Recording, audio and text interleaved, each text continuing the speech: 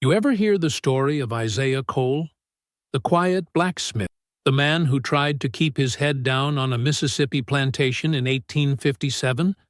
Some folks say he was gentle. Others say the anger in him burned hotter than the forge he worked in.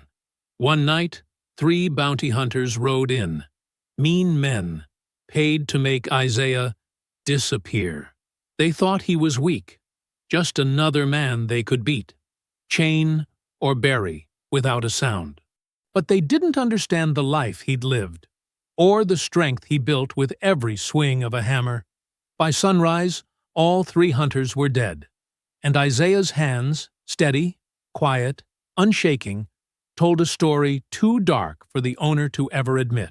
But that was only the beginning, because once blood hits the ground, secrets rise from the dirt.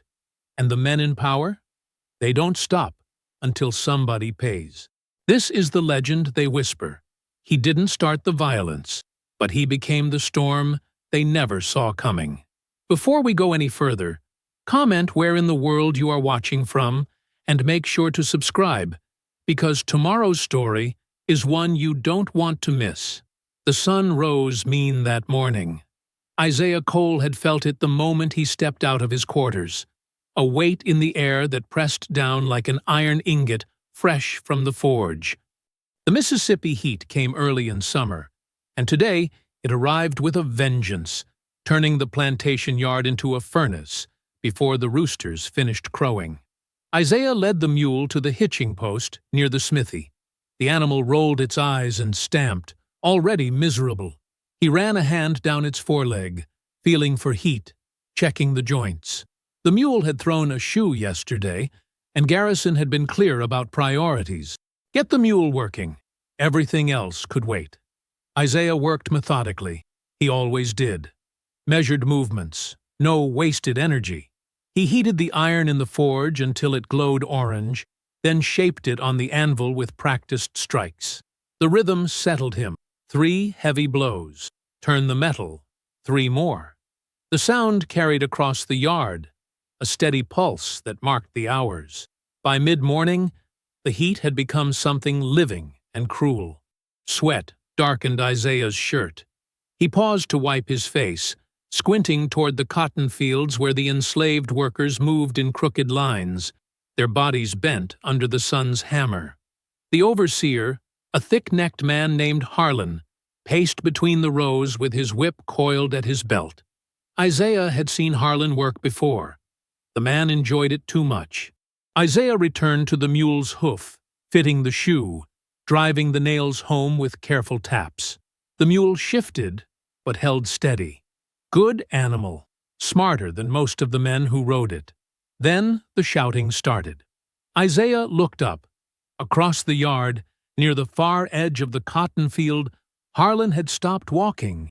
His voice carried, sharp and ugly, cutting through the heavy air. Isaiah couldn't make out the words, but the tone was familiar. Someone had done something wrong. Someone was about to pay for it. Isaiah set down his hammer and straightened. A small figure stood before Harlan. A child, maybe 9 or 10 years old. Isaiah recognized him after a moment. Josiah, a quiet boy who worked the lighter tasks, hauling water and gathering dropped cotton. The boy's shoulders were hunched, his head down, and at his feet lay a burlap sack. Its contents spilled across the dirt. Harlan grabbed Josiah by the arm and shook him hard enough that the boy's feet left the ground. Isaiah's jaw tightened. Other workers had stopped to watch, their faces carefully blank. No one moved to help. No one could.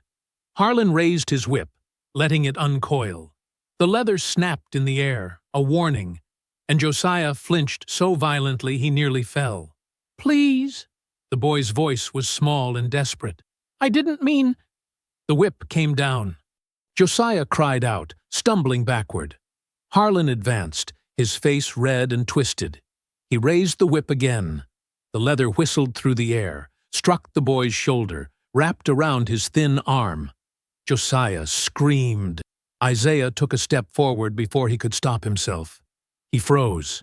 His hands had curled into fists without his permission. His heart pounded against his ribs like it wanted to break free and do something his mind knew would get him killed. Harlan pulled Josiah upright by the whip, yanking the boy toward him. He raised his arm for another strike, his whole body coiling with effort in the brutal heat. The sun beat down mercilessly. Harlan's face had gone purple, veins standing out on his neck and forehead. The whip hung in the air. Harlan's eyes went wide. His mouth opened. No sound came out. He swayed once, like a tree testing the wind. Then he collapsed. The whip fell from his hand. His body hit the ground with a heavy thud that sent up a small cloud of dust. He didn't move, didn't twitch, just lay there in the dirt, with his eyes staring at nothing. Silence rushed in to fill the space his shouting had left. Josiah stood frozen, still holding his bleeding arm, staring down at the overseer's body. The other workers had stopped moving entirely, transformed into statues by shock and fear. Isaiah felt the moment break like a fever. Someone gasped. A woman made a sound that might have been a prayer or might have been a curse. An old man muttered something about God's judgment. The whispers started small and grew, spreading through the field like fire through dry grass. Lord struck him down, right in the middle of beating that child. God saw what he was doing. Judgment come at last. More people gathered, creeping forward in cautious half-steps.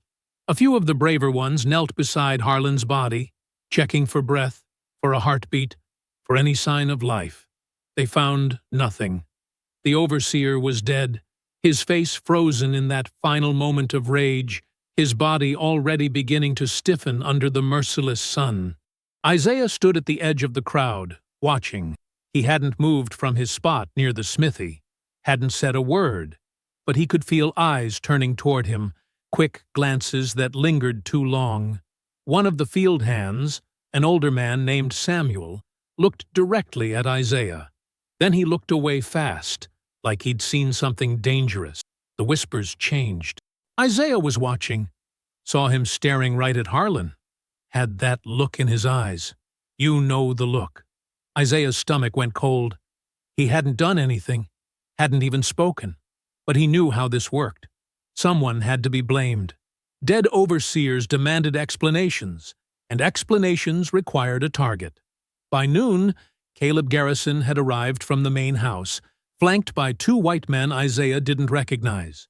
Garrison stood over Harlan's body, his face pale despite the heat. He was a thin man, always worried, always calculating costs.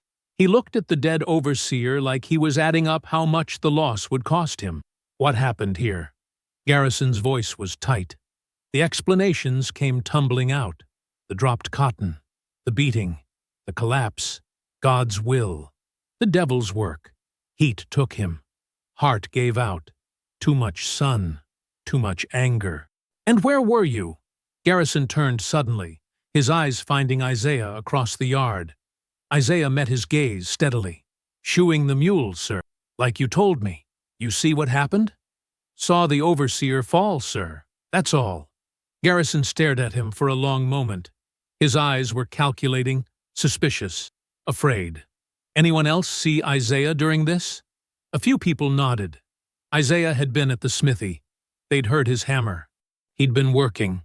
Hadn't moved until after Harlan fell.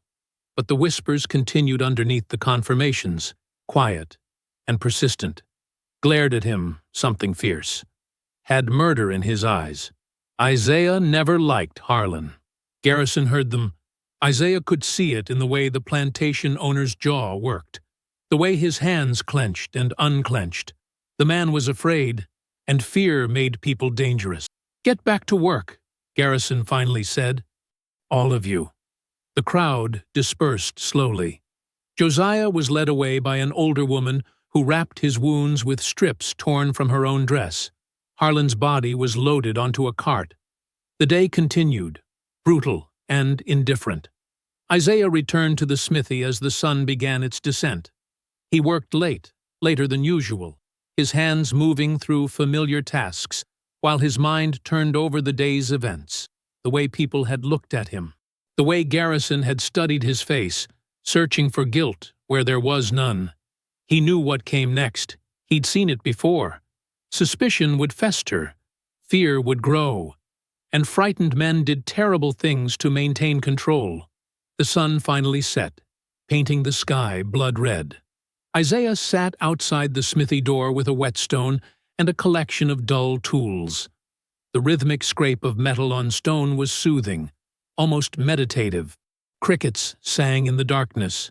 Moths circled the lantern hanging above the smithy door. Footsteps approached, soft and hesitant. Isaiah looked up. A young woman emerged from the shadows, Lila, who worked in the main house, cleaning and serving. Her eyes were wide with fear, her hands twisting in her apron. Isaiah. Her voice barely rose above a whisper. He set down the whetstone. "What is it?" Lila glanced over her shoulder, making sure they were alone. When she spoke again, the words came out in a rush, desperate and terrified. "I was serving dinner. Heard them talking. Mr. Garrison and those men who came with him. They're planning something." Her voice cracked. "They said your name. Said they need to take care of you tonight or tomorrow, before things get out of hand." Isaiah felt something cold settle in his chest. "You sure about what you heard?" Lila nodded frantically. "They're bringing people. Men who know how to handle problems quiet-like. Please, Isaiah. You need to—" She stopped, unable to finish the sentence. What could he do? Where could he go? She fled back toward the main house, leaving Isaiah alone with the truth. The danger was immediate. Isaiah didn't sleep. He lay on the thin mattress in his cabin, staring at the ceiling boards while his mind worked through possibilities. Every creak of wood made his muscles tense. Every distant sound could be footsteps approaching. But the night passed without incident, and when dawn broke gray and reluctant through the cracks in the walls, he rose with limbs heavy from exhaustion. The other men in the cabin stirred slowly, groaning as they prepared for another day. Isaiah moved among them silently, splashing water on his face from the communal bucket, pulling on his work shirt. No one spoke to him. A few glanced his way, then quickly looked elsewhere. The walk to the smithy felt different this morning. Guards stood at intervals along the path, more than usual. Their eyes tracked Isaiah's movement with obvious suspicion. He kept his pace steady, his face carefully neutral, but his awareness sharpened to every detail. The position of each guard, the weapons they carried, the way they shifted their weight when he passed. Someone wanted him watched. The smithy door stood open. Isaiah stepped inside and surveyed his workspace with fresh eyes. Every tool was a potential weapon, every shadow a possible hiding place. He lit the forge, watching flames catch and grow, feeling their heat push back the morning chill. The day began. In the main house, Caleb Garrison sat across from three men who looked like violence given human form. Maddox Gray was lean and restless, his fingers constantly moving, tapping the table, adjusting his hat, touching the knife at his belt. His eyes never stayed still, always scanning, always calculating. He smiled too easily, showing teeth that had seen too many fights. Reuben Slate sat with perfect stillness, methodical and cold. His hands were folded on the table, his face expressionless. When he looked at something, he studied it like he was planning how to take it apart. Everything about him suggested careful cruelty. Ezekiel Ward filled his chair completely, massive shoulders straining against his coat. His confidence bordered on arrogance, the kind of man who'd never met someone he couldn't overpower. Scars crossed his knuckles.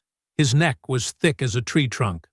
"The slave's name is Isaiah Cole," Garrison said, his voice tight with anxiety. "He's a blacksmith, strong, quiet. People listen to him, and that's dangerous." Maddox leaned back in his chair. "What did he do?" "Nothing I can prove. But yesterday, an overseer dropped dead while disciplining a child. Isaiah was watching. People are whispering that he somehow caused it, that God struck down the overseer Because Isaiah wanted it. Garrison wiped sweat from his forehead, despite the early hour. I can't have my property believing one of their own has that kind of power. You want him gone, Reuben stated flatly. Yes, but it needs to look right. Like he tried to escape, and you caught him. Take him into the woods tonight. Do what needs doing. Bring back the body. Ezekiel cracked his knuckles. Easy work. Don't underestimate him, Garrison warned. Isaiah's not like the others. He's smart. Careful. He'll know something's wrong. Maddox's smile widened. They always do. Makes it more interesting. The three men left through the back entrance, disappearing toward the woods that bordered the plantation. Garrison watched them go, then poured himself whiskey despite the morning hour. His hands shook as he raised the glass. Lila moved through the main house like a ghost, invisible to the men making their plans. She'd learned long ago how to be present without being seen, how to hear everything while appearing to notice nothing. The skill had kept her alive. Today, it might save Isaiah. She waited until afternoon, when the guards changed positions and attention wandered. Then she slipped away from the main house and moved quickly toward the smithy. Isaiah was bent over the anvil, hammer rising and falling in steady rhythm. He looked up when she entered, reading the fear in her face immediately. What did you hear? Lila glanced over her shoulder before speaking. 3 men. Bounty hunters. Mr. Garrison hired them. They're going to kill you tonight and make it look like you tried to run. Her words came fast and desperate. You need to leave. Now. Before dark. Isaiah set down his hammer. Where would I go? Anywhere. The swamp. The river. Just away from here. They'd catch me. You know they would. And then everyone here pays for it. But if you stay... If I stay, I choose my ground. Isaiah's voice was calm, but something hard glinted behind his eyes. Thank you for the warning. Go back before someone notices you're gone. Lila wanted to argue, but she recognized the finality in his tone. She fled, leaving Isaiah alone with his decision. He returned to his work with new purpose. The morning's projects had been routine repairs, hinges, horseshoes, simple tools. Now he selected different materials. A heavy hammerhead that could split bone as easily as it drove nails. Metal hooks sharpened to wicked points under the pretense of creating better equipment for hauling. Tongs reinforced until they could crush as well as grip. Every piece looked innocent. Every piece could kill.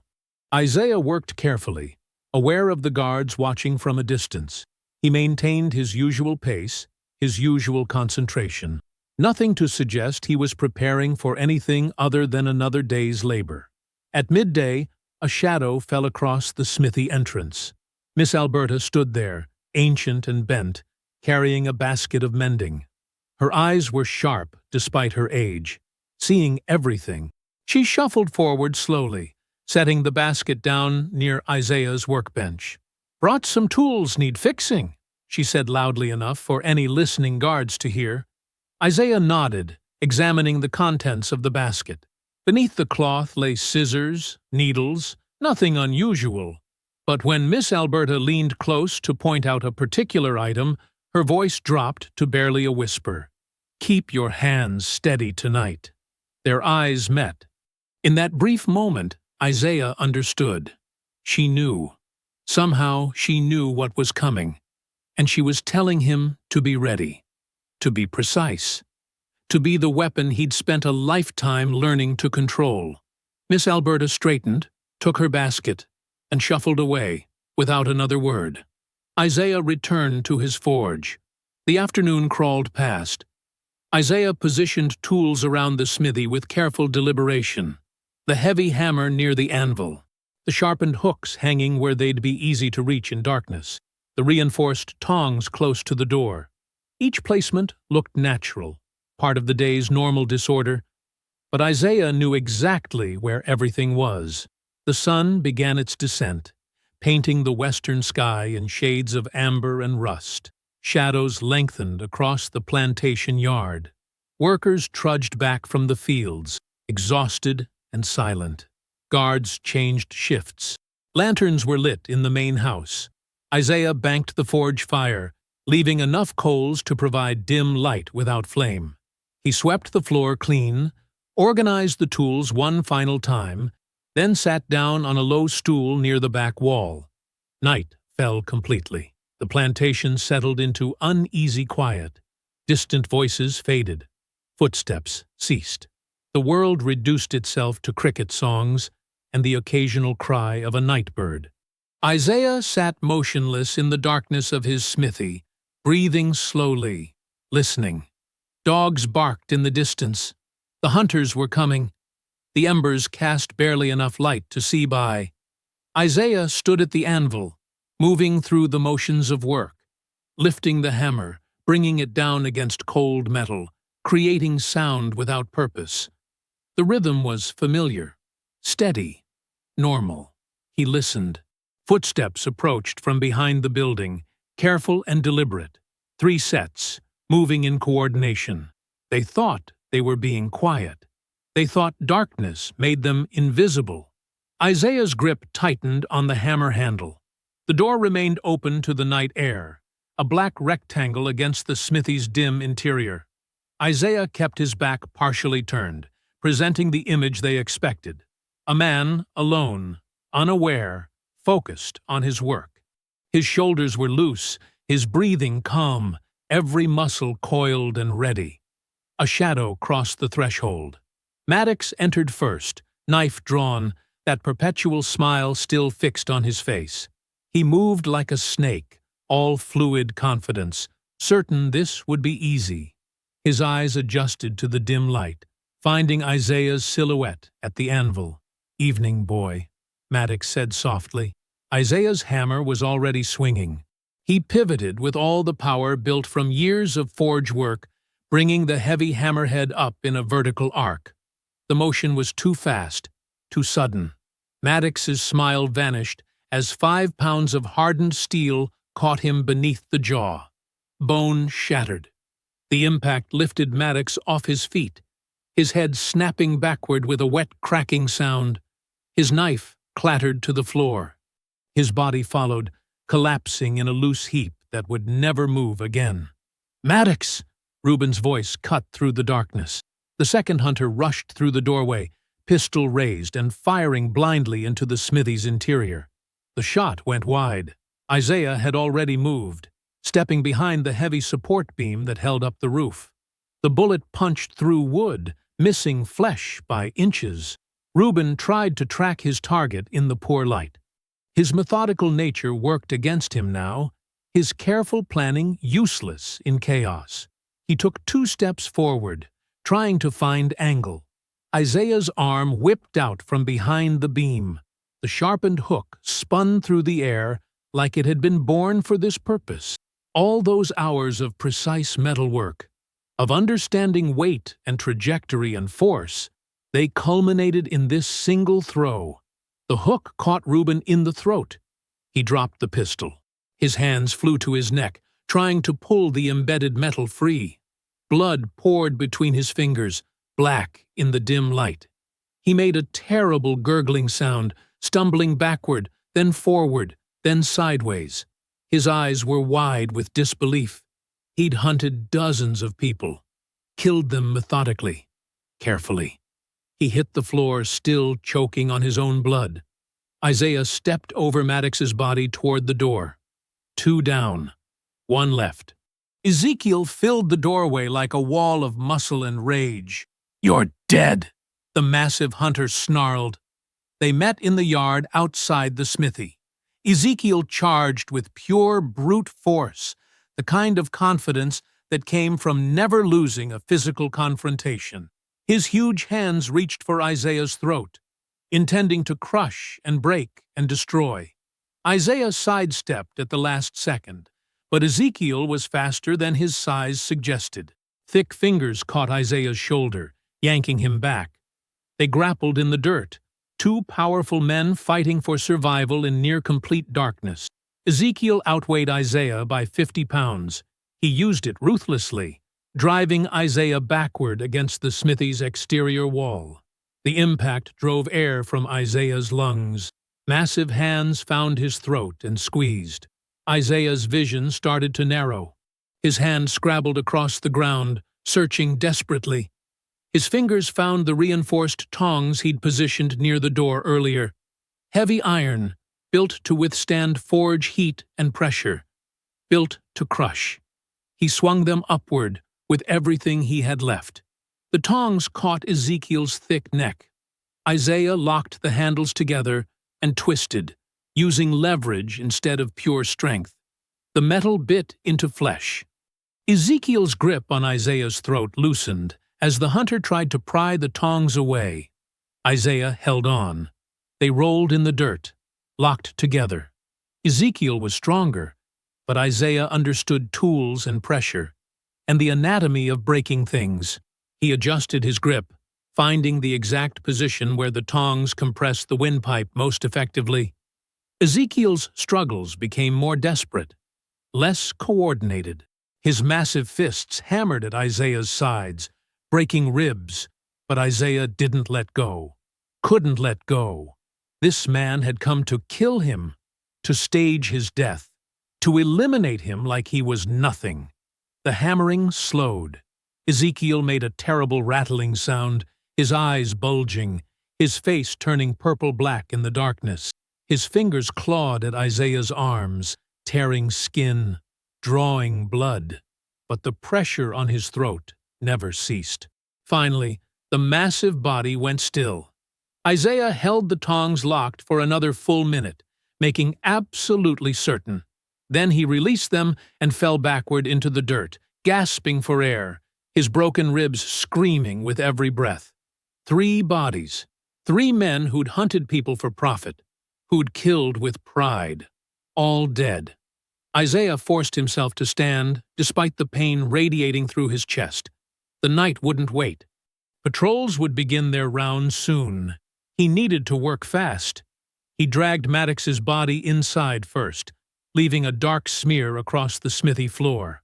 Then Reuben's, still leaking blood from the hook in his throat. Finally Ezekiel, whose weight nearly broke Isaiah's injured ribs further. He positioned all 3 near the forge, then searched their pockets. Papers, letters, wanted notices for escaped slaves, a journal detailing previous hunts. Everything that identified them as bounty hunters went into the forge coals. Isaiah worked the bellows until flames caught and consumed the evidence. The bodies he covered with scrap iron, broken horseshoes, damaged tools, bent metal pieces that looked like ordinary smithy refuse. Over that, he positioned heavy coal barrels, creating what appeared to be normal storage. Blood covered everything. Isaiah fetched water and ashes, scrubbing the floor on his hands and knees. His broken ribs made every movement agony, but he worked methodically, removing every trace. The blood soaked into the dirt floor, but ashes and water helped obscure the stains. He spread fresh dirt over the worst areas. The yard outside required the same treatment. More water, more ashes, enough to hide what had happened here. Dawn approached. The eastern sky began to lighten from black to dark gray. Isaiah's hands wouldn't stop shaking. Blood seeped from cuts on his arms where Ezekiel's nails had torn flesh. His ribs grated with every breath. Exhaustion pulled at him like weights attached to his limbs. He collapsed onto the low stool near the back wall, unable to stand any longer. His hands were still bleeding. He stared at them in the growing light. Hands that had just killed 3 men. Hands that had crushed a windpipe. Hands that might have damned everyone on this plantation. A sound reached his ears. Subtle, underground, footsteps, coming from beneath the floorboard. Isaiah's hand moved to the hammer still lying beside him. The footsteps grew louder, closer. Something shifted beneath the floorboards near the far wall. A trap door he'd never noticed, camouflaged by dirt and wood grain. The trap door lifted. 3 figures emerged from darkness beneath the smithy. They moved with practiced silence, climbing up through the opening as if they'd done this 1,000 times before. The first was Miss Alberta, her gray hair tied back, her worn dress dusty from underground travel. Behind her came a lean man in his 40s with calculating eyes, followed by an elderly figure whose stooped posture couldn't hide old strength. Isaiah tried to stand. His broken ribs made him gasp. "Stay seated," Miss Alberta said quietly. She moved toward him with surprising speed for her age. "You're hurt worse than you know." "Who?" Isaiah's voice came out rough. "We're the reason you're still breathing." The lean man closed the trapdoor carefully, checking the door to make sure no one approached. "My name is Jonas Reed. This is Old Turner." He gestured to the elderly man. "You already know Miss Alberta." Isaiah stared at them. His mind couldn't process what was happening. Underground tunnels, secret entrances, these people appearing from beneath his workplace like ghosts. "How long?" he managed. "The tunnels." Old Turner's voice was gravelly from decades of hard use. 30 years this spring, maybe longer. Built them slow, patient-like. Miss Alberta knelt beside Isaiah, her fingers probing his ribs with gentle precision. He winced. She nodded to herself, confirming something. 3 broken, maybe 4. You'll heal if you don't do anything foolish. Her eyes found his, which brings us to why we're here. "We've been watching you," Jonas said.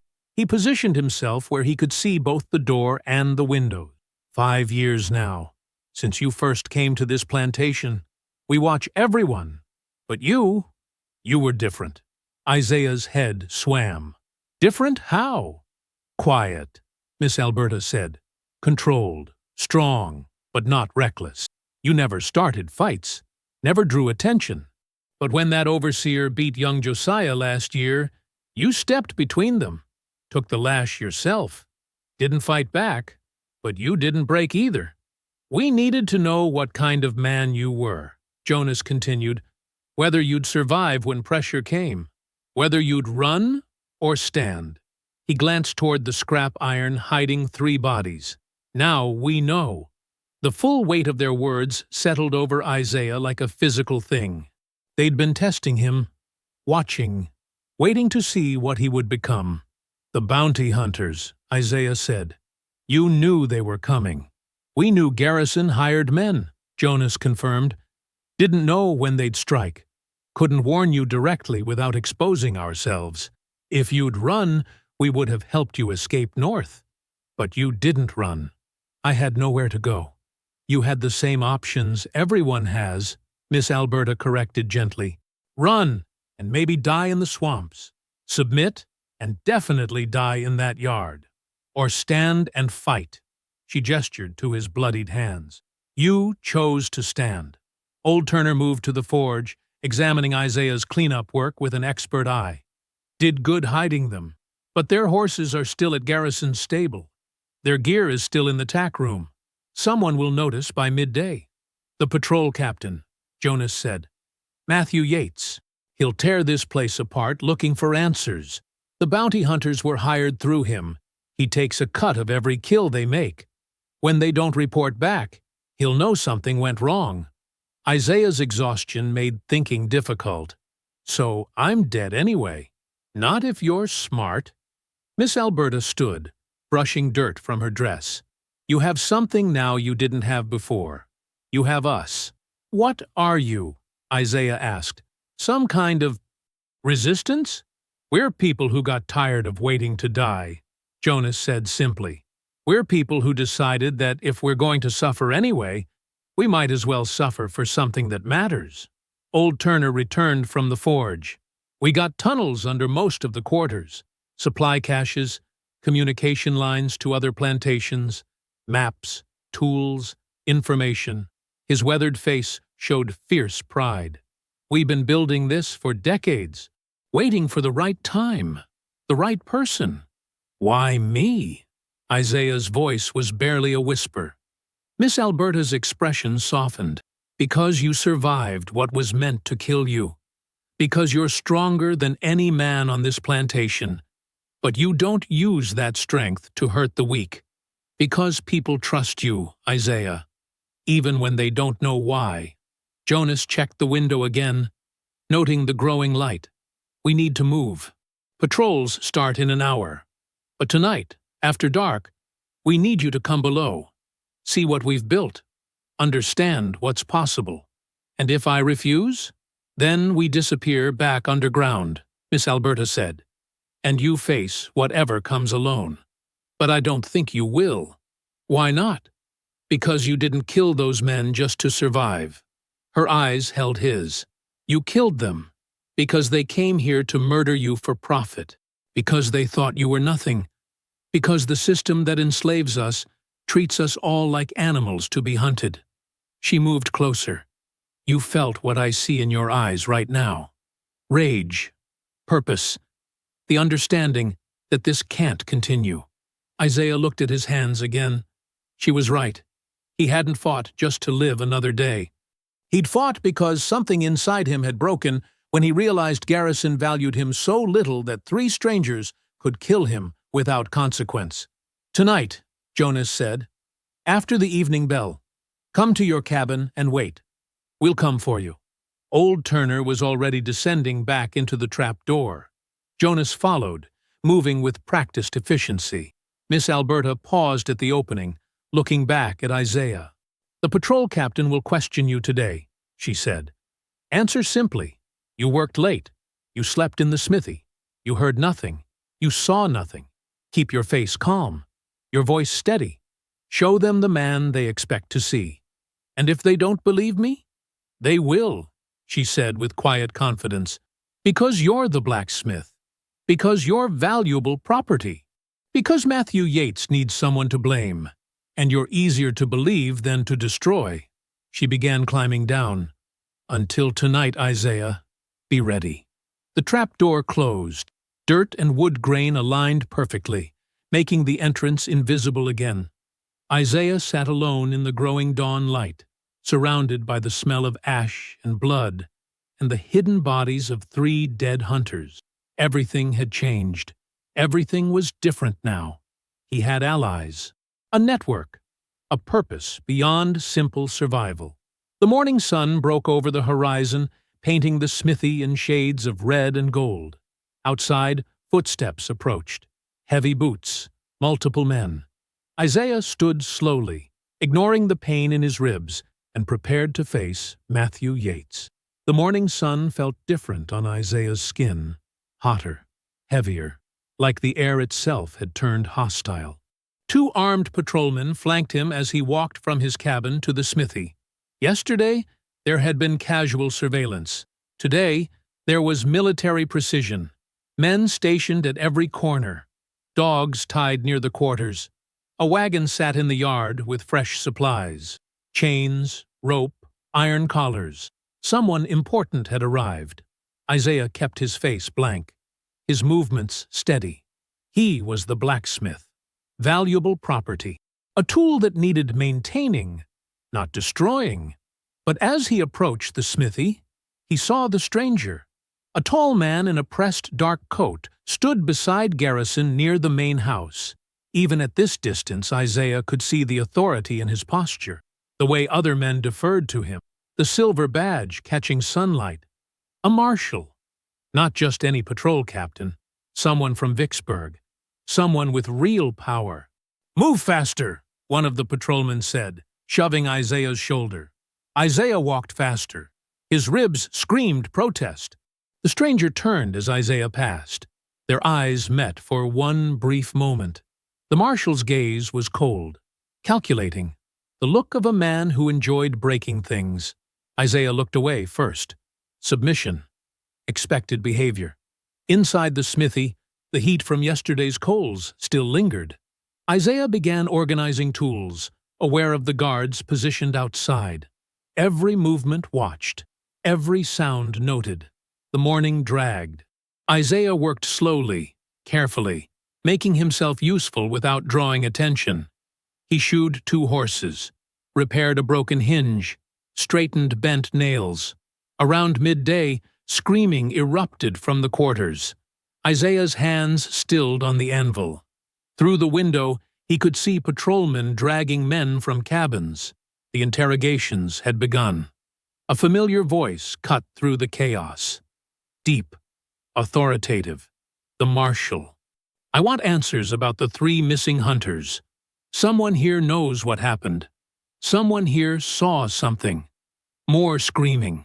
The wet sound of fists hitting flesh. Isaiah forced himself to keep working, forced his breathing to stay steady. By afternoon, the beatings had spread. 6 men lay in the dirt, bloody and broken, for refusing to provide information they didn't have. Garrison watched from his porch, saying nothing. The Marshal was in control now. As the sun began its descent, Miss Alberta appeared at the smithy door. She carried a basket of mending, playing her role perfectly. An elderly seamstress, delivering repaired work clothes. The guards barely glanced at her. She set the basket down near Isaiah's workbench. Her voice was quiet, barely audible over the hammer strikes. The Marshal's name is Silas Creighton. He's built his reputation on crushing resistance. He enjoys this. Isaiah continued working. I see that. He'll question you tomorrow. Personally, he believes someone killed those hunters, and you're his primary suspect. I know. Keep calm, she said. Think strategically. He wants you to break, to confess, to give him permission to make an example of you. Her wrinkled hands sorted through fabric. Don't give him anything. That evening, after the bell rang and darkness settled over the plantation, Isaiah returned to his cabin as instructed. He waited. Minutes stretched like hours. The floor shifted. The hidden entrance opened. Jonas emerged first, followed by 4 younger people Isaiah had never seen before. 2 men, 2 women, all in their 20s. They moved with nervous energy, eyes bright with something between hope and fear. Come, Jonas said. We don't have long. Isaiah descended into the tunnels. The passage was narrow, supported by careful carpentry. Someone had spent years building this, inch by inch, hiding progress beneath normal plantation life. The tunnel opened into a wider chamber. Lantern light revealed a space about 15 feet across, with multiple passages branching off in different directions. Supply crates lined one wall. Maps hung on another. This was a command center. Miss Alberta was already there, seated on a crate. The 4 younger people arranged themselves nearby. Isaiah, Jonas said formally, meet the people who will help us survive what's coming. This is Sam. He gestured to a wiry young man with sharp features.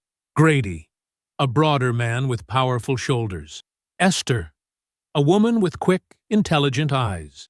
And Marion, the 4th, a woman whose quiet intensity reminded Isaiah of himself. They all watched him with the same expression: hope, expectation.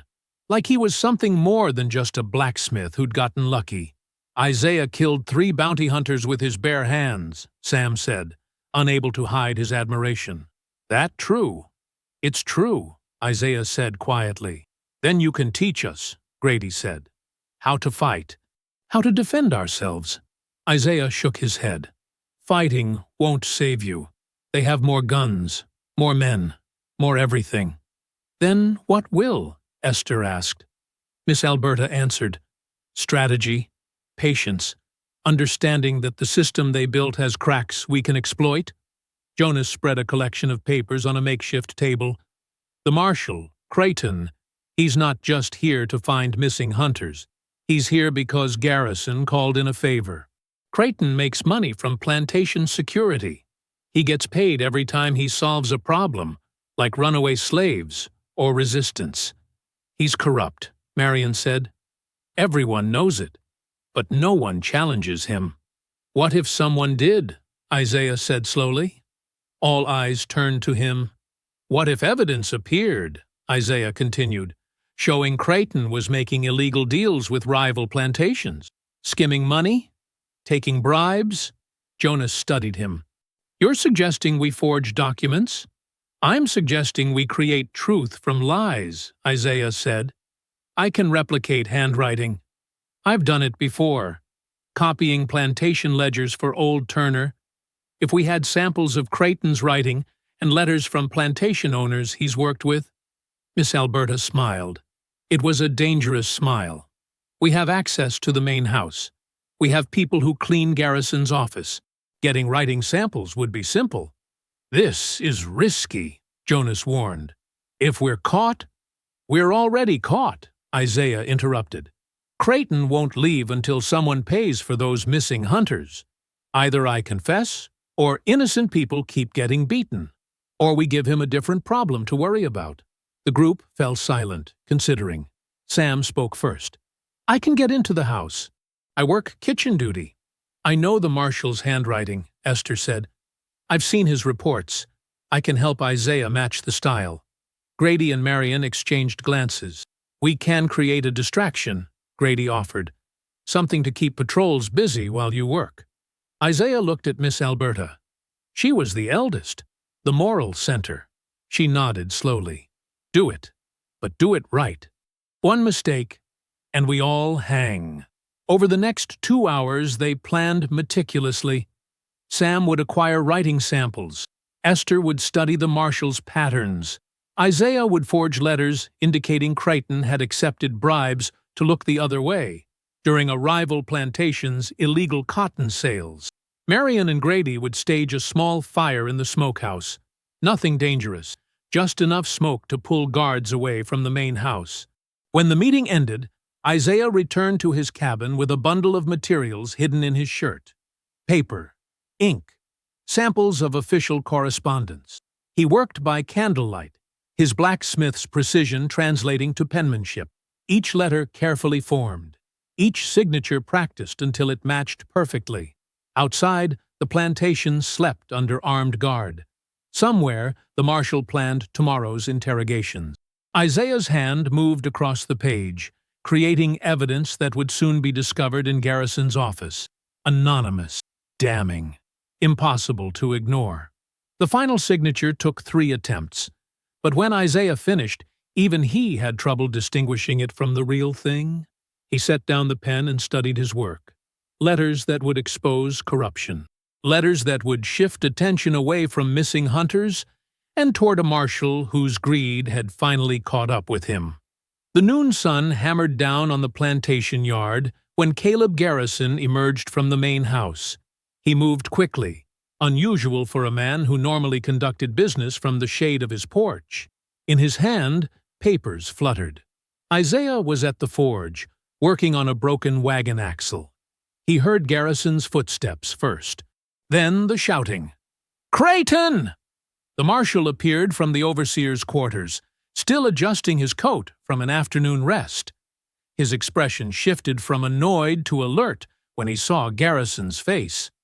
"What's the meaning of this?" Garrison thrust the papers forward. Isaiah kept hammering, but his attention focused entirely on the confrontation unfolding 30 yards away. Other enslaved workers slowed their tasks, watching peripherally while pretending not to notice. "I don't know what you're referring to," Creighton said coolly.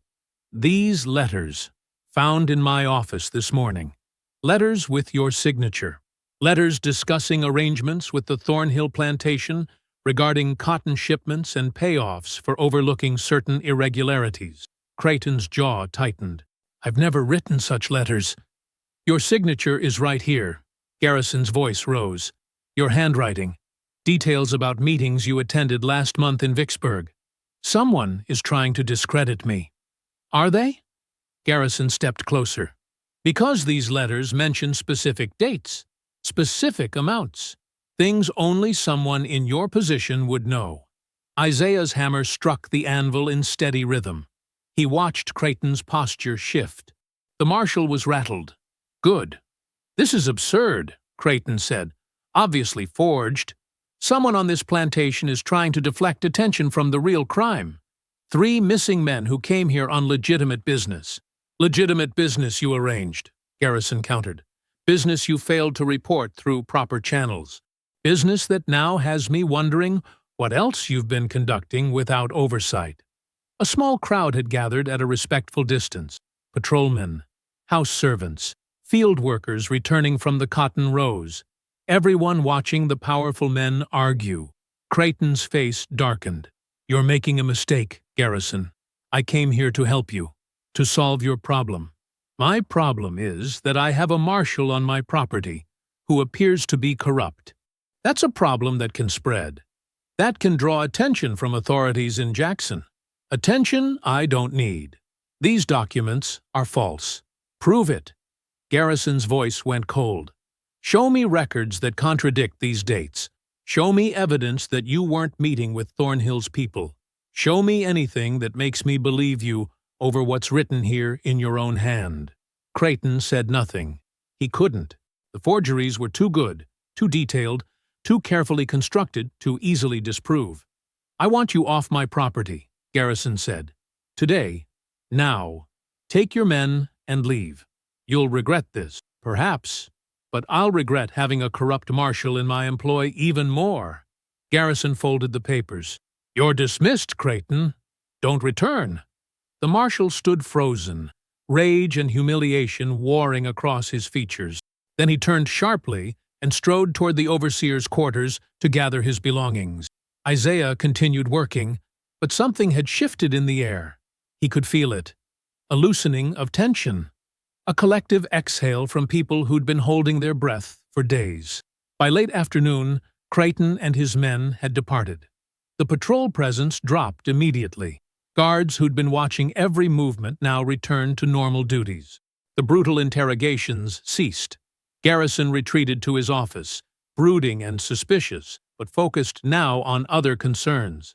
The missing hunters became yesterday's problem, eclipsed by the scandal of a corrupted marshal. That evening, Isaiah worked until full darkness before returning to his cabin. He waited. The floor shifted. Jonas emerged first, grinning wider than Isaiah had ever seen. It worked. God Almighty, it actually worked. In the tunnels, the celebration was subdued, but genuine. Miss Alberta had somehow acquired cornbread and preserves. Sam produced a hidden bottle of whiskey, carefully rationed. Esther and Marion embraced, laughing quietly. The patrol is cut in half, Grady reported. They're focused on normal duties again. Not hunting, not interrogating. Creighton's reputation is ruined, Sam added. Word spreads fast. By tomorrow, every plantation owner in the county will hear he was caught taking bribes. Miss Alberta sat beside Isaiah, her weathered hand resting briefly on his shoulder. You did this. Your hands. Your skill. Your thinking. We did this, Isaiah corrected. No, Jonas said firmly. You led this. You saw the opportunity and took it. That's what leaders do. Isaiah felt uncomfortable with the praise. He wasn't a leader. He was a blacksmith who'd gotten lucky, who'd survived when he should have died. But looking around the tunnel, seeing the faces glowing with hope and pride, something shifted inside him. Maybe leadership wasn't about wanting power. Maybe it was about seeing what needed to be done and doing it, about using whatever skills you possessed to protect people who couldn't protect themselves. What's next? Esther asked. Everyone looked at Isaiah. He thought carefully before answering. We stay careful. We don't celebrate too openly. We continue watching, continue planning. This bought us time, but it didn't free us. But it's a start, Marion said. It's a start, Isaiah agreed. They talked for another hour, refining plans, discussing possibilities, mapping routes to freedom that still seemed impossibly distant, but somehow less impossible than before. When the meeting ended, Isaiah climbed back to his cabin. The night was cooler than previous evenings. A faint breeze drifted through the window, carrying the scent of distant rain. He lay on his sleeping mat, exhausted but calm. For the first time in days, the weight on his chest had lightened. Not disappeared. It would never disappear while he remained enslaved, but eased enough that breathing came simpler. His eyes closed. Sleep came quickly, deep and dreamless. The breeze continued through the window, stirring the cabin's stale air. Outside, the plantation rested under diminished guard. Somewhere in the distance, thunder rumbled faintly, promising rain that might never come. Isaiah woke to silence, not the usual morning sounds of roosters and distant work songs, but a heavy quiet that pressed against the cabin walls. He sat up slowly, muscles stiff from yesterday's labor, but his mind sharper than it had been in weeks. The air felt different, cooler. The promised rain had arrived sometime during the night, leaving the ground damp and the sky gray. Isaiah dressed and stepped outside. The quarters were subdued. People moved carefully, speaking in lowered voices. The reduced patrol presence meant fewer immediate threats, but something about the atmosphere troubled Isaiah. It felt like the pause before thunder. He walked to the smithy as sunrise struggled through thick clouds. The forge needed stoking. Work never stopped, regardless of what happened with marshals or corruption or secret tunnels. The plantation demanded productivity above all else. Isaiah built up the fire, working mechanically while his thoughts drifted to last night's celebration. The hope in people's eyes, the way they'd looked at him, like he was something more than what he'd always been. That thought unsettled him. The morning passed slowly. Isaiah repaired tools, shoed 2 horses, and straightened bent nails salvaged from broken crates. Routine work that required minimal attention. His hands knew the motions well enough that his mind could wander. Around midday, Owner Garrison appeared briefly near the smithy. He carried papers and looked agitated, muttering to himself about financial pressures and necessary adjustments. He disappeared into the overseer's quarters without acknowledging Isaiah's presence. An hour later, Isaiah noticed the overseer's door left slightly ajar. Unusual. Garrison normally kept everything locked tight. Perhaps the rain had swollen the doorframe. Isaiah approached cautiously, carrying a broken hinge as justification for being nearby. Through the gap, he could see the interior. A desk covered in ledgers and correspondence, maps of surrounding plantations, and one book left open. Pages weighted down against the breeze from a cracked window. He shouldn't look. It was dangerous. But something pulled him forward. Isaiah stepped inside quickly, crossing to the desk. The ledger was open to a page titled Asset Liquidation, 1857. Rows of names and values, livestock, equipment, and near the bottom, human beings listed like furniture. His eyes found his own name immediately.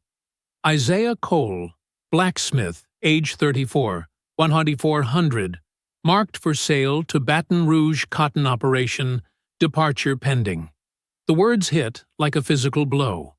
Isaiah steadied himself against the desk, reading the notation again to be certain he understood correctly. Garrison was selling him. Soon. Before Isaiah could cause more trouble or attract more attention or become more dangerous. The owner had decided cutting his losses meant removing the problem entirely. Voices approached outside. Isaiah retreated quickly, returning to the smithy with the broken hinge and a hollow feeling spreading through his chest. Everything from last night, the hope, the celebration, the sense of possibility, suddenly felt fragile as dry leaves. He worked through the afternoon in a daze, hammering metal without really seeing it. His mind churned through options. Running meant death. Staying meant sale and separation from everyone in the clandestine network. There had to be another path, but he couldn't see it yet. The rain started again around 3 o'clock. Light at first, then heavier. Workers retreated to sheltered areas. The fields emptied. Isaiah remained at the forge, using the weather as excuse to stay busy and alone with his thoughts. That's when he heard the shouting. It came from near the smokehouse, high-pitched and panicked. Isaiah stepped into the rain, squinting toward the commotion. Little Annie, maybe 8 years old, always talking, always curious, was being grabbed by a field hand named Marcus. She was crying, pointing at something. Marcus looked terrified. A patrolman stood nearby, soaked and alert. He'd been making rounds when he apparently overheard something. Now he was moving toward the smokehouse with purpose. Isaiah's stomach dropped. He started walking quickly in that direction, already knowing what he'd find, already understanding the catastrophe unfolding. Behind the smokehouse, Partially concealed by stacked firewood, the tunnel entrance sat exposed. The rain had washed away the dirt covering the trap door, and Annie, innocent and unaware, had mentioned it within earshot of someone who didn't know to keep silent. The patrolman yanked the trap door open fully, peering down into darkness. Then he ran toward the main house, shouting for the overseer. Within minutes, chaos erupted. Garrison appeared with 3 more patrolmen. They descended into the tunnels carrying torches and rifles. Screams echoed from below. Isaiah heard Miss Alberta's voice raised in defiance, then cut short. He tried moving closer, but was blocked by a guard. "Stay back, boy. This doesn't concern you." Everything concerned him. This was his fault, his leadership, his plans, his responsibility. More people emerged from the tunnel, dragged out forcibly. Jonas bleeding from a head wound. Old Turner coughing from smoke. Esther with her hands bound. They were thrown to the muddy ground and surrounded. A horse arrived at full gallop. Marshal Creighton dismounted, looking triumphant and furious. His dismissal clearly hadn't lasted long. "I told you there was more happening here," Creighton said to Garrison. "I told you this went deeper than missing hunters. You dismissed me. Now look what's been festering under your very feet." Garrison looked pale and shaken. "How did you know to return?" "Because I know how these people think. I knew they wouldn't stop. I knew there had to be organization.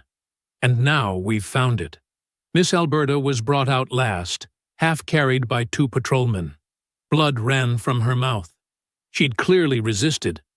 Her eyes found Isaiah across the yard and held steady, communicating something he couldn't quite decipher. Strength, maybe, or warning. Creighton walked directly toward Isaiah. "The blacksmith," he said. "The quiet one. The one too calm, too steady, too confident. I should have known you were at the center of this." "I don't know what you're talking about," Isaiah said carefully. Creighton struck him across the face with the back of his hand. "Liar! Search his cabin. Search the smithy. Find everything." They did. They found hidden tools that could serve as weapons.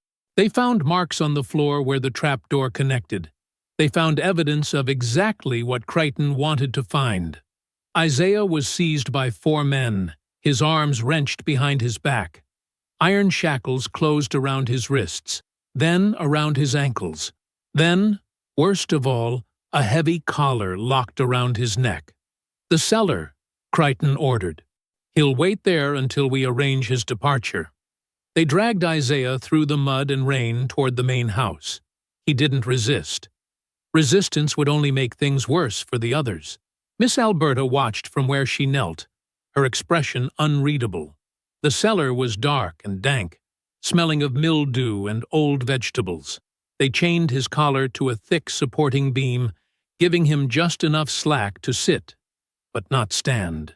The shackles on his wrists and ankles made movement painful. Then they left him there. Hours passed. The rain continued drumming against the ceiling. Water leaked through cracks, pooling on the dirt floor. Isaiah sat in the darkness, testing the chains carefully. Solid. No weakness he could exploit. Night fell fully. The cellar door opened. Torchlight descended. Marshal Creighton appeared, staying just outside Isaiah's reach. He looked satisfied. "You thought you were clever," Creighton said. "Forging those letters, turning Garrison against me, creating your little underground rebellion." He crouched down. "But men like you always fail. Always. Because you forget your place. You forget what you are." Isaiah said nothing. "Garrison agreed to sell you at first light. There's a cotton operation in Louisiana desperate for strongbacks. They don't ask questions about troublemakers. They just work them until they break." Creighton smiled.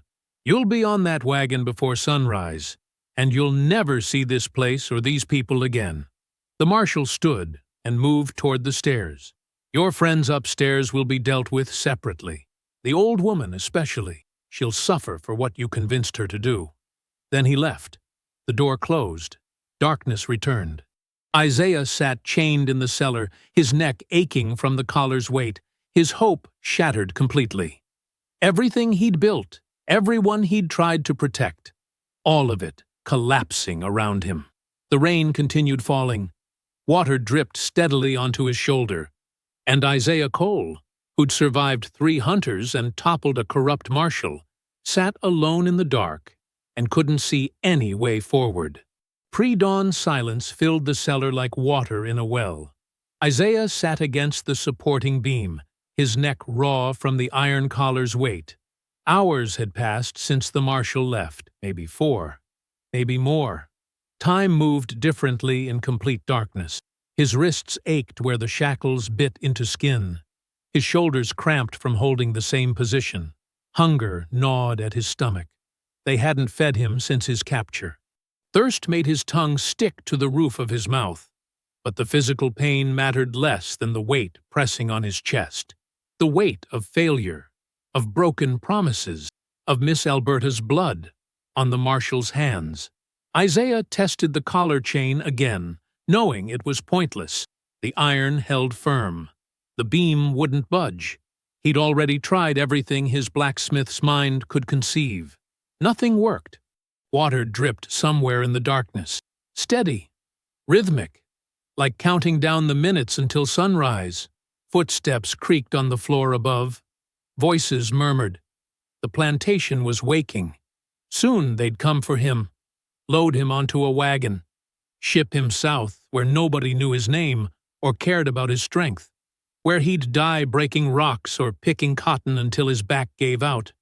And the people who believed in him would suffer for his choices. Isaiah closed his eyes, though it made no difference in the darkness. He thought about Josiah, the boy he'd promised better days, about Sam and Grady and Esther and Marion, who'd looked at him like he had answers, about Miss Alberta, who'd challenged him to understand the weight of leadership. He'd failed them all. The cellar door opened. Isaiah's head snapped up. Torchlight spilled down the stairs, but the footsteps descending were light, hesitant, not the heavy boots of guards. A figure appeared at the bottom of the stairs, small, young, holding a flickering candle that cast trembling shadows on the walls. Henry. The stable boy was maybe 16, thin and pale, with terrified eyes that wouldn't meet Isaiah's directly. He worked with the horses and mules, kept his head down, spoke to almost nobody. Isaiah had seen him around, but never exchanged more than a few words. Now Henry stood frozen at the base of the stairs, looking like he might bolt at any second. "You shouldn't be here," Isaiah said quietly. Henry flinched at the sound but didn't run. His hands shook, making the candlelight dance. I know I shouldn't. But I can't." His voice cracked. "I can't just let them do this." "Do what?" "Ship you south. Beat Miss Alberta. Whip the others. I heard what the marshal said he's going to do. I heard him laughing about it." Henry's voice rose with distress. "It ain't right. None of this is right." Isaiah studied the boy carefully. "Henry, if they catch you down here, they'll assume you're helping me. You understand what that means?" "I know." Henry stepped closer, still shaking. "But I've been watching what they do for years. Watching and doing nothing. Just watching." He swallowed hard. "My pa would have done something. Before he died, he told me a man's worth ain't in what he owns. It's in what he does when nobody's looking." He reached into his pocket and pulled out something small. Metal gleamed in the candlelight. A horseshoe nail, bent at an angle, worn smooth on one edge from years of use. Henry held it out toward Isaiah with a trembling hand. "You're a blacksmith. You know metal. Maybe you can do something with this." Isaiah stared at the nail. Such a small thing, but in the right hands, with the right knowledge, small things could open locked doors. He took it carefully, feeling the weight and shape. "Why are you doing this?" "Because someone has to." Henry's voice steadied slightly. "And because you're the only one who's ever stood up to them. The only one who's ever made them afraid." Isaiah turned the nail over in his fingers, already analyzing its potential. Guards outside? 2 at the main door, but they're drinking. Marshall gave them whiskey to celebrate your capture. Henry spoke quickly now, like the words had been building up inside him. Keys are in the overseer's office, bottom drawer of the desk. But they check on you every hour, so you ain't got long. The tunnel entrance, covered with guards during the day. But right now, before sunrise, there's only one man. He's on the far side, smoking. If you're quick and quiet, you could slip past. Isaiah met the boy's eyes. If I use this, they'll know someone helped me. I know. They'll hurt you. Maybe. Henry's jaw set with unexpected determination. But I'd rather get hurt for doing something than stay safe doing nothing. That ain't really safety anyway. That's just slow dying. The boy turned toward the stairs, then stopped. I should have done something years ago. Should have spoken up when they beat that woman for dropping laundry. Should have helped when they sold that family apart. Should have... His voice broke. Should have been braver. You're being brave now, Isaiah said. Henry looked back, eyes wet. Just get out. Get everyone out. Make them pay for what they done. Then he climbed the stairs quickly, taking the light with him. Darkness returned. But now Isaiah held the nail. He worked by touch alone, feeling for the keyhole on his wrist shackles. His blacksmith's hands knew metal intimately, knew how locks functioned, how tumblers aligned, how pressure applied correctly could shift mechanisms designed to resist. The nail slid into the keyhole. Isaiah angled it carefully, feeling for resistance. There, a pin catching. He applied gentle pressure, twisted slightly, felt something give. The first shackle clicked open. His right hand came free. Isaiah flexed his fingers, working, feeling back into them, then reached for the second shackle. This one opened faster. He understood the mechanism now. Both hands free. Next came the collar. Heavier, more complex, but the principle remained the same. Isaiah worked the nail into the lock at his throat, patient despite his racing heart. This one had 3 pins instead of 2. Took longer. Required steadier hands. The collar opened with a soft click that sounded impossibly loud in the silence. Isaiah lifted the iron from his neck, setting it down gently to avoid noise. His throat felt strange without the weight. Lighter, almost floating. The ankle shackles came last. Both opened within minutes. Isaiah stood slowly, testing his balance. His legs were stiff from hours of sitting. His head spun briefly from hunger and dehydration. But he was free of the chains. Voices murmured outside the cellar. Guards talking quietly, waiting for sunrise. Isaiah moved to the far wall, running his hands over the wooden boards. Henry had said there were guards at the entrance, but the boy hadn't mentioned anything about the cellar itself. Maybe he didn't know about the structural weakness Isaiah had noticed earlier. A loose board near the foundation where water damage had rotted the wood. Isaiah found it by touch, pushed gently. The board flexed. He worked his fingers into the gap and pulled carefully. The wood came free with barely a sound. The opening was narrow but passable. Cold air flowed through from outside. Dawn hadn't broken yet, but it was close. Isaiah squeezed through the gap, emerging into the space beneath the house's foundation. Dirt and darkness. He crawled forward on his belly, moving toward the far side, away from where the guards stood watch. He emerged near the smokehouse just as the eastern sky began turning gray. The plantation was still mostly quiet. A few early workers moved toward the fields. Smoke rose from the kitchen building. Isaiah stayed low, moving between shadows. His body remembered how to do this, how to appear invisible, how to walk without drawing eyes. Skills learned over decades of surviving. The tunnel entrance behind the smokehouse had 2 guards nearby, just as Henry said. But dawn shift change was beginning. Voices called from the quarters. Movement distracted attention. Isaiah slipped past while one guard turned to answer a question. dropping into the tunnel entrance and descending quickly into darkness. The tunnels smelled of damp earth and old smoke. Isaiah moved through them by memory, hands trailing along walls, feet finding the familiar path. Voices ahead. Whispered. Frightened. Isaiah rounded a corner and found them huddled in a small chamber lit by a single candle. Sam, Grady, and Marion. Their faces were drawn with exhaustion and fear. They'd clearly been hiding since the collapse.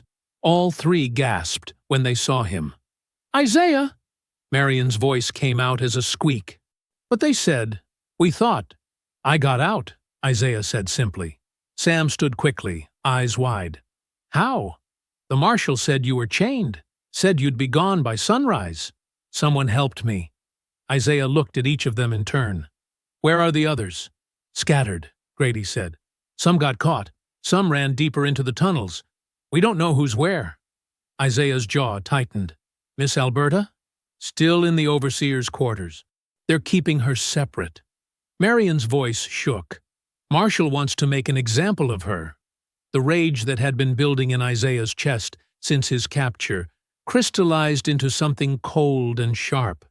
He'd spent hours in darkness feeling helpless, feeling broken. He wasn't broken anymore. Isaiah looked at the three young faces watching him with desperate hope. "Tonight," he said quietly, "we take everyone out of here." Isaiah moved through the tunnels with purpose, his footsteps steady, despite the exhaustion pulling at his bones.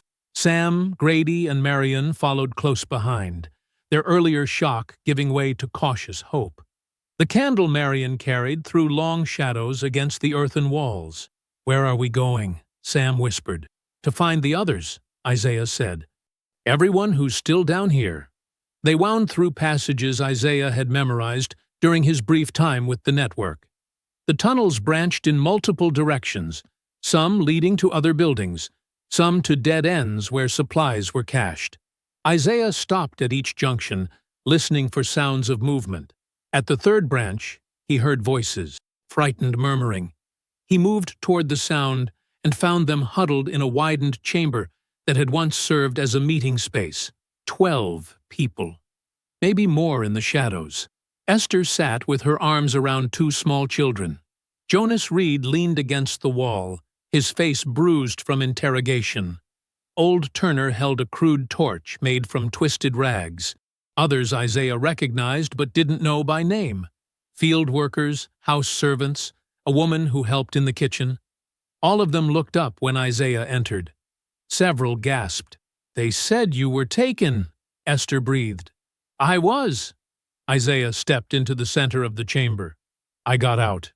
"How?" Jonas pushed away from the wall. "Doesn't matter right now." Isaiah looked around at the gathered faces. "What matters is getting everyone else out." "Tonight!" Silence fell. The kind of silence that came from people who'd stopped believing in possibilities. "They got Miss Alberta," someone said from the darkness. "They'll be watching everything now." "I know." Isaiah's voice remained steady. "That's why we move fast, and we move smart." Old Turner stepped forward, torch held high. "You got a plan?" Isaiah nodded. "We create a diversion, something big enough to pull the patrols away from the quarters and the tunnel exits. While they're distracted, we move everyone through the tunnels to the swamp edge. From there, we use the waterways like we discussed before." "What kind of diversion?" Grady asked. "Fire." Isaiah met Old Turner's eyes. "Controlled fire in the far cotton fields. Not the storage barns. We're not trying to destroy everything. Just create enough smoke and flame to pull attention away." Marion's eyes widened. "That'll bring every patrolman running." "Exactly." Isaiah began sketching in the dirt with his finger. "The fields are northeast. The tunnel exits are southwest. While they're fighting the fire, we're already gone." Sam leaned closer to study the crude map. "What about the guards they'll leave behind?" "I handle them." The certainty in Isaiah's voice made several people shift uncomfortably. They'd all heard whispers about what happened to the bounty hunters, about the way 3 armed men had simply vanished. "How do we time it?" Jonas asked. Fire goes up too early or too late. The whole thing falls apart. Isaiah reached into his pocket and pulled out something he'd taken from the overseer's office during his escape. A small brass pocket watch, still ticking. We synchronize. Sam and Marion, you take this. When the minute hand reaches the top of the hour, you light the fire. That gives us exactly enough time to get everyone positioned. Marion took the watch with trembling hands, studying its face in the torchlight.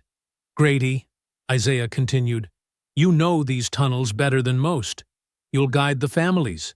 Keep them quiet. Keep them moving. No matter what you hear above ground, you keep moving. Grady nodded, his young face set with determination. Miss Alberta's being held in the overseer's quarters. Isaiah's jaw tightened. We get her out first, before anything else happens. Jonas, Turner, you're both strong enough to carry her if she can't walk. You come with me. What about weapons? Someone asked. Isaiah stood. I'll handle weapons. Rest of you focus on moving fast and staying quiet. Children need to be carried if they're too small to run. Anyone who can't move quickly gets help. Nobody gets left behind. Esther spoke up. What happens when we reach the swamp? There's boats hidden in the cypress stands. Reed canoes we cached months ago. We split into small groups and take different routes through the waterways. Harder to track that way.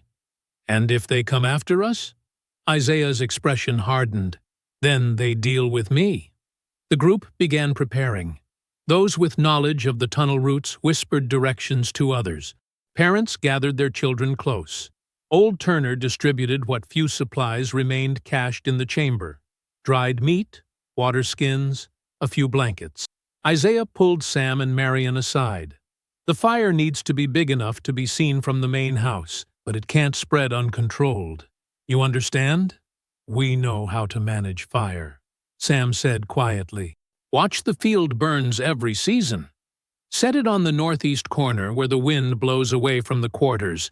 Give yourselves enough time to get back to the tunnel entrance before the patrols arrive. Marion clutched the pocket watch. What if something goes wrong? If the fire doesn't light, you abort and run. If patrols spot you before you're clear, you scatter and hide. Don't try to be heroes. Isaiah met both their eyes. Your job is to create the diversion and survive. That's all. They nodded, faces pale but resolute. Isaiah moved through the group, checking on preparations. He found Jonas and old Turner near the tunnel entrance that led toward the overseer's quarters. She might be hurt bad, Turner said quietly. Might not be able to move quiet. Then we move her anyway.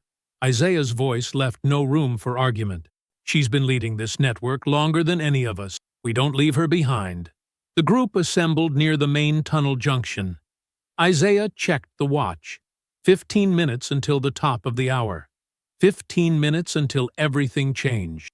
He looked at the faces around him. Fear showed in every expression. But something else showed too.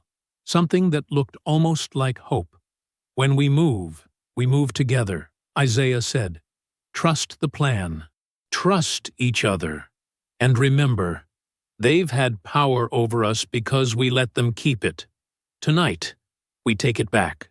Sam and Marion slipped away through the northeast passage, the watch gleaming in Marion's palm. The rest of the group began moving toward their positions, some heading for family cabins to gather loved ones, others preparing to guide escapees through the designated routes. Isaiah, Jonas, and Turner moved through a narrow passage that emerged behind the smokehouse.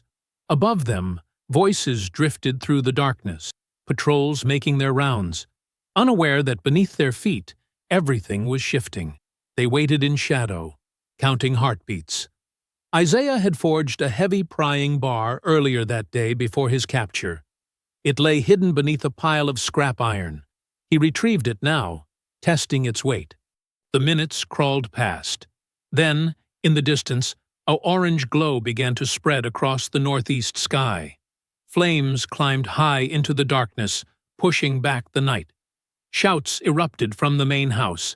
Bells clanged. Patrolmen ran toward the fields. voices raised in alarm. Within seconds, the careful order of the plantation dissolved into chaos. Isaiah moved. The overseer's quarters stood separate from the main house. 2 guards had been posted outside. They turned toward the fire, distracted, trying to understand what was happening. Isaiah emerged from shadow with the prying bar gripped in both hands. The first guard never saw him coming. The bar caught him across the temple and he dropped without a sound. The second guard spun, reaching for his pistol. Isaiah was already moving, closing the distance before the weapon cleared its holster. He drove his shoulder into the man's chest, slamming him against the wall hard enough to crack wood.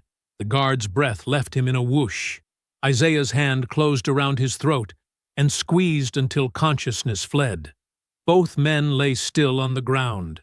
Jonas and Turner hurried forward. Isaiah pried open the door with the bar, splitting the lock. Inside, they found Miss Alberta tied to a chair in the center of a small room. Her face was swollen from beating. Blood crusted her mouth. But her eyes were clear and sharp when they fell on Isaiah. "Took you long enough," she whispered. Jonas and Turner cut her bonds while Isaiah kept watch at the door. The fire was spreading now, growing larger than they'd intended. Flames leaped from row to row of cotton. Smoke billowed black against the stars. They lifted Miss Alberta between them, moving as gently as possible despite the urgency. She bit back sounds of pain as they carried her toward the tunnel entrance. Underground again, they found Grady waiting with the first group of families. 20 people, maybe more, including children carried in their parents' arms. "Everyone's coming," Grady reported. "Esther's bringing the last group from the quarters." They moved through the tunnels in a long line, following the route Isaiah had mapped. The sounds of chaos filtered down from above. Shouts, running feet, the crackle of fire. But down here in the earth, they moved in focused silence. The tunnel sloped upward as they approached the swamp exit. Isaiah could smell the change in the air. Thick vegetation, standing water, the rich scent of decay that meant life and growth. They emerged into the night air beneath a canopy of cypress trees. 43 people in total, Isaiah counted quickly. Men, women, children. The entire clandestine network. And their families. Sam and Marion appeared from a different tunnel exit, breathing hard but unharmed. "Fire's spreading," Sam gasped. "Bigger than we planned." "Doesn't matter now." Isaiah guided them toward where the reed canoes lay hidden. "We keep moving." They were loading the boats when torches flared in the distance, voices carried across the water. Not the confused shouts of men fighting fire, but the organized calls of a manhunt. Marshal Silas Crichton's voice cut through the darkness, sharp and clear with rage. "Into the swamp!" "They're in the swamp!" The torches grew brighter, moving fast. A squad of patrolmen charged toward the water's edge, the marshal at their lead. The boats scattered into different channels as torches blazed behind them. Isaiah took the rear canoe with Jonas and Turner, Miss Alberta wrapped in blankets between them. The others disappeared into the darkness ahead, following routes they'd memorized in tunnel meeting. Marshal Crichton's voice echoed across the water. "Don't let them reach the deep swamp! Move faster!" But the patrolmen didn't know this terrain. They crashed through brush, their torches revealing position more than illuminating path. Isaiah listened to them struggle, marking their locations by sound alone. He guided his canoe into a narrow channel, overgrown with moss-draped branches. Behind him, he heard a patrolman curse as he sank waist-deep into hidden bog. Another shouted in pain, probably twisted his ankle in the root-tangled muck. The swamp was fighting for them. This land knew resistance. Dawn came slowly, painting the mist gray-blue. Isaiah pulled the canoe onto a raised patch of solid ground where ancient cypress trees created a small island. He helped Miss Alberta into Turner's arms. "Keep heading north," Isaiah said quietly. "Follow the star routes we practiced. Stay in the channels. Don't stop until you reach the river crossing." "Where are you going?" Turner asked, though his expression said he already knew. "Finishing this." Isaiah moved back through the swamp on foot, picking his way across fallen logs and patches of firm earth. He worked quickly, setting traps using what the land provided. A tripvine here stretched low across a likely path. A false path there, leading straight into deep mud. He loosened dead branches overhead so they'd fall with the slightest disturbance. The marshal's voice grew closer. "Spread out! They can't have gone far." Isaiah climbed a broad cypress and waited. Below, 3 patrolmen pushed through the undergrowth. They looked exhausted, clothes torn, faces scratched from branches. One stepped directly onto Isaiah's tripvine. He fell forward hard, and the impact triggered the loosened branches overhead. They crashed down with enough force to pin him in the mud. The other 2 paused, suddenly uncertain. This swamp had turned hostile in ways they didn't understand. Isaiah dropped from the tree behind them. Both men spun, reaching for weapons. Isaiah was faster. He kicked the first man's legs out from under him and drove an elbow into the second man's throat before either pistol cleared its holster. They went down, gasping. Isaiah took their weapons, threw them into deep water, and kept moving. He found the marshal 20 yards ahead, standing alone on a patch of raised ground. Creighton had sent his remaining men in different directions. Now he stood isolated, torch in one hand, pistol in the other. Their eyes met across the misty clearing. "Isaiah Cole," Creighton said. His voice carried that familiar authority, the tone of a man accustomed to being obeyed. "You've made a mistake. You think crossing a river changes anything?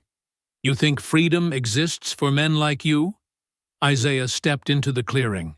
"Put down the pistol." "Or what?" Creighton raised the weapon. "You'll kill me like you killed those bounty hunters? Like you've been killing men all week? Put it down." "Why should I?" The marshal's finger tightened on the trigger. "Give me one reason I shouldn't end you right here." Isaiah took another step forward. "Because you already know you're beaten. You've been beaten since the moment you walked onto that plantation thinking you could break us." Creighton fired. The shot went wide. Rushed. Angry. Imprecise. Isaiah had already moved, closing the distance before the marshal could adjust his aim. He slammed into Creighton with his full weight, driving them both into the mud. The fight that followed had nothing graceful about it. They rolled through the muck, each struggling for advantage. Creighton fought with desperate fury. He'd built his entire reputation on being the man who crushed resistance, who made enslaved people fear his very name. Isaiah fought with something deeper. Every blow carried years of suppressed rage. Every movement channeled the strength he'd built hammering iron in the smithy. Every breath reminded him of the people depending on him to survive this. Creighton managed to get his hands around Isaiah's throat. They squeezed with surprising strength. Black spots danced in Isaiah's vision. His lungs burned. But Isaiah had forged himself in fire. He'd survived everything this world threw at him. He would survive this too. He drove his knee upward into Creighton's ribs. Once, twice. The grip on his throat loosened. Isaiah twisted, reversing their positions. Now he was on top, pinning the marshal in the mud. He grabbed Creighton's wrist and slammed it against a cypress root until the bones cracked. The marshal screamed. His other hand clawed at Isaiah's face, desperate and wild. Isaiah caught that wrist too. He forced both of Creighton's arms down into the mud and leaned his full weight onto them. The marshal thrashed beneath him, but exhaustion and injury had stolen his strength. "This is what you never understood," Isaiah said quietly, his voice hoarse from the choking. "Power isn't just what you take from people. It's what they take back." He pressed harder. Creighton's struggles grew weaker. The marshal's face had gone pale beneath the mud. His breathing came in ragged gasps. Isaiah leaned close. "You're going to live. You're going to crawl back to your people and tell them exactly what happened here. Tell them Isaiah Cole crossed that river. Tell them we all did. Tell them you couldn't stop us." He released Creighton's arms and stood. The marshal lay gasping in the mud, unable to move. Isaiah took the man's remaining weapons and disappeared into the swamp mist. The river came into view an hour later. Gray water stretched wide under the dawn sky.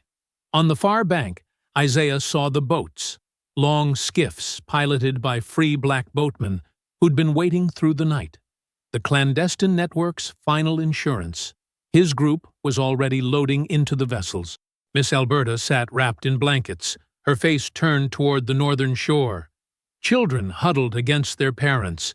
Men and women who'd spent their entire lives in bondage now stood on the threshold of something new. Isaiah waded into the water and climbed into the last skiff. The boatman nodded once, recognition and respect in that simple gesture, and pushed them away from Mississippi's shore. They crossed in silence as the sun rose. I hope you found that story powerful. Leave a like on the video and subscribe so that you do not miss out on the next one. I have handpicked 2 stories for you that are even more powerful. Have a great day.